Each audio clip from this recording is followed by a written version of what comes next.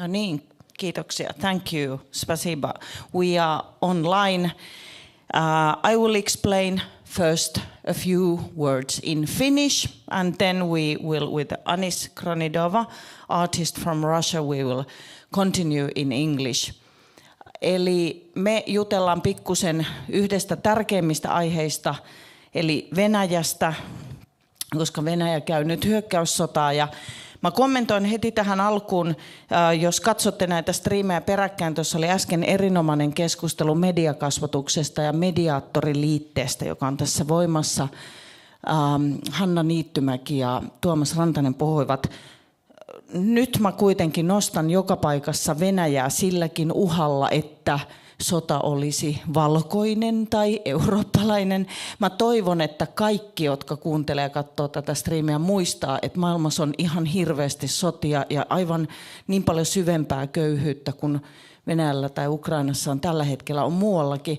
Nyt kuitenkin tämä sota on mahdollista myös lopettaa, rauha on mahdollista tulla. Ja meillä Suomessa on se yli 1000 kilometriä yhteistä rajaa Venäjällä ja hyvin lähellä meitä on yksi maailman suurimmista ydinasetukikohdista. Eli mun fokus on todella melkein koko ajan siellä Venäjä-Ukraina-asioissa, mutta missään nimessä se ei tarkoita sitä, että muualla maailmassa olisi joku rauhantila käynnissä. So what I just said is that this crisis is now still going on, and it's very bad even though there are wars around the world.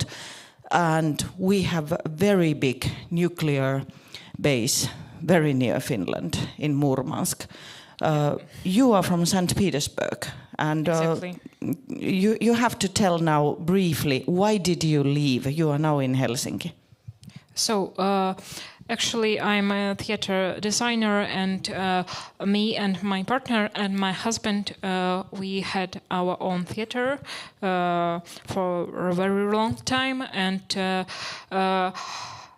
I can call it a visual theater. The name is Ahia, and we were making lots of street and also big shows, visual theater in also big theaters everywhere with some political aspects. So let's call it the raw and brutal theater. And so actually it was closed. Before we could play a role of It was closed after the invasion to Ukraine started big time. Yes. So yes. 2022 in spring. In spring, Yeah. yes. When it started, all the jokes about it was closed, and before we could say something as artists with our metaphors, even when it was brutal. But now there is no time for jokes. They are really in agony. So they just caught our director in the dark street in his yard and said if he won't leave, nothing good will happen. So we have all of us, actually, we have an oral suggestion to leave or to go to jail. That's very understandable that you are here, and you are here in an artist at risk residency here in Helsinki with your husband. I explain now in Finnish how you are connected to Voima magazine. Eli Anis Kronidovaa on myös haastateltu tässä Voiman teatteriliitteessä. Sitä löytyy vieläkin standeissa ja se on toki myös netissä voima.fi-sivuilla. Täällä. No, tarvitaan kohta jotkut headsetit. No niin, tässä. I found it, thank you. So, tässä on muutama venäläinen teatterintekijä, toisinajattelija, joita siis haastattelin ja tein heistä juttua viime joulukuussa. Nyt mulla on vaan tää yksi kappale. I will give you this now, but dear audience, you will find it in the Voima stands. anyway, and in the internet. And we met last autumn at the Helsinki Book Fair, where there was Kira Jarmusch. She's a Russian author and belongs to the Navalny aid team. Kira Jarmuschia olen haastatellut uusimpaan Voimaan. But we were on stage with this women's cell number 3. You were arrested too some time ago. What happened to you and when? Yes, also I was arrested this March, and actually I wasn't participate in a strike because there were no strike. You mean demonstration? Demonstration, yes, because there were only policemen in the streets. There were not a single person there. So, for example, I haven't been caught before when I was doing like a street art or something like this, when I used some slogans or manifestations during our art. But this time I had even nothing in my hands, for example, no transparent, nothing. I just asked why I can be on the street, and they grabbed me like just 6 armed people, and I had what I had. So that must have been something, was it, that made you to decide quicker that you are going to leave Russia? Or did you already think so with your husband before that happened? Yes, I was thinking a lot because when I was sentenced also, of course it was very difficult, but I thought it can be a good experience for me, anthropological or something like this, and I have a lot of time to study or to read something, but still physically it's difficult. So I had an opportunity to live in Europe and to work here and study other languages and continue my work, trying to help someone or do the same in cell. But sometimes I think it's more useful to be free, actually. Let me explain this a bit in Finnish. I will also explain how this is connected to Voima. Eli Anis Kronidova, kun hän esiintyi Helsingin kirjamessuilla, hän kertoi just tuosta pidätyksestään. Ja tämä liittyy uuteen Voimalehteen sillä tavalla, että paitsi että meidän keskustelun yksi sankari Kira Jarmusch, häntäkin haastattelin tuohon uuteen Voimaan, niin meillä on pitkä Juri Zaitsevin kirjoittama juttu siitä, miksi venäläiset eivät osoita mieltään. Siitä juuri kysyn nyt häneltä seuraavaksi. Eli miten tämä väkivaltakoneisto, poliisikoneisto, pidätyskoneisto, mitä vaan sanaa halutaan käyttää, niin miten tämä toimii. So, in this new Voima, there is a Russian journalist called Yuri Zaitsev, which is not really his name. So don't go and arrest some Yuri Zaitsev. It's not him. This is to you, Russia. Don't do that. So anyway, that person has written to the newest Voima. And he's writing why the Russians do not demonstrate, that there are more than 3 million men, these are not like people, men, who carry weapons, who are potentially ready to shoot somebody.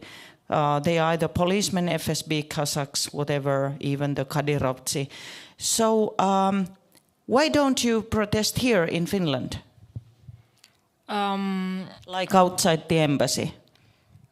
Why we don't protest here? Well, actually we have an old joke, an American and a Russian. Look, actually I have democracy in my country, and I can strike behind Washington saying my president is idiot. Okay, you know this joke. I can go on the Red Square too and shouting out that your president is an idiot. So I I was thinking, actually, in my field of art, it's very interesting because you have to find the language how to demonstrate. For me, I can just go and say the manifest. I have to convert it into art. We made some demonstrations, street art demonstrations in Porvoo. Also, we had a little one in Helsinki, also in autumn. Now we have been to Berlin for 2 months, and we made 2 shows also. Also they are like performances and manifestations, like something like that. And it's hard. Now we have to find new language to speak through our art, because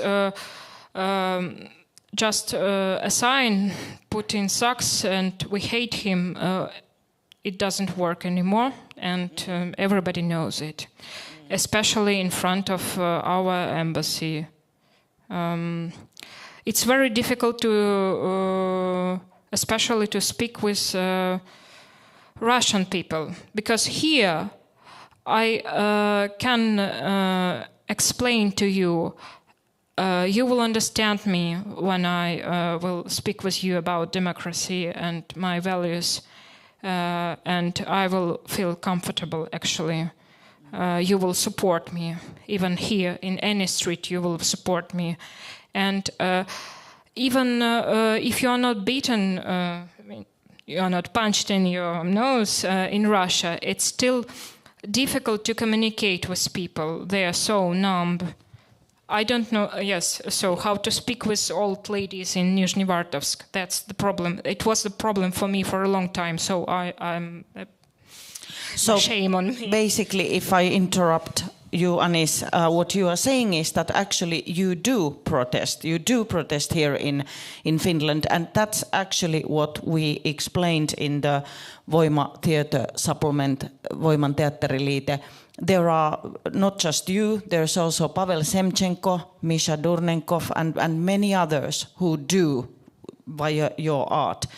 And one last thing, I have discussed the Russian media a lot with Yuri Zaitsev, the journalist who wrote to the recent Voima.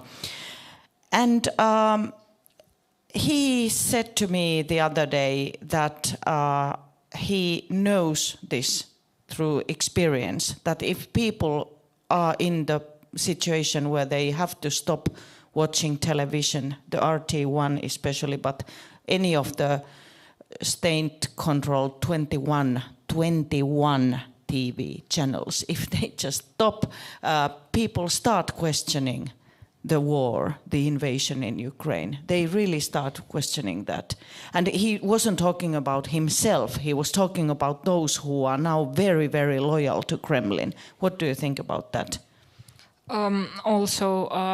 So it's my personal opinion. I'm new here, but as northern people, I think Russians, they also have a sort or a part of that what you call sisu, and but it's a perverted one, a sick one, because it was used for so many hundreds as weapon, and now Putin, what he's using is. Their capacity to tolerate him, to tolerate all what is going on. And that's a difficult question, yeah. Oh, okay. If I transfer, I turn it upside down.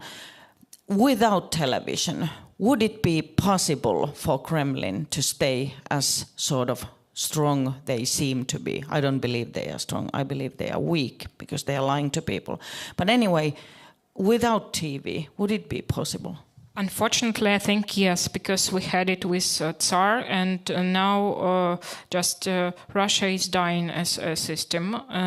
It's an agony for sure, but how long would it be? I don't know. And we had it before in 18 centuries and before. So there was no it's, television, unfortunately. yeah, so the violent machinery. Yes, of the violent government machine is very yeah. old. He's a maniac. Doesn't matter. We all know who, and it always worked like this. Because also, I think it because of the territories. They are very big, and he uses this burned field around them because Russia is very big. It's too big. They don't know their borders. They don't know where to run away. I just concluded. Would you please give me one of the Voima magazines? In this newest Voima, there are 3 articles at least. One of Juri Zaitsev's and 2 of mine. And one thing that is explained there, what you said about the Tsar, that it's not just coming from the Soviet Union, this lack of democracy. It comes from the Tsarist times, and Estonian diplomat I interviewed, Harri Tiido, said that it comes from the Mongol and Tatar governments, that they were nomads who were governing. So actually, the parliamentarian state of Russia has never existed, and it's deeply in people's minds.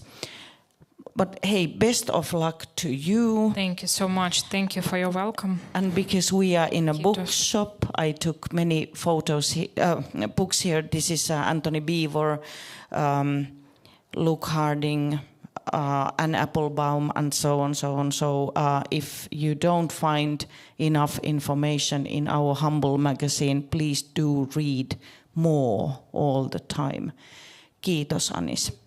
Thank you.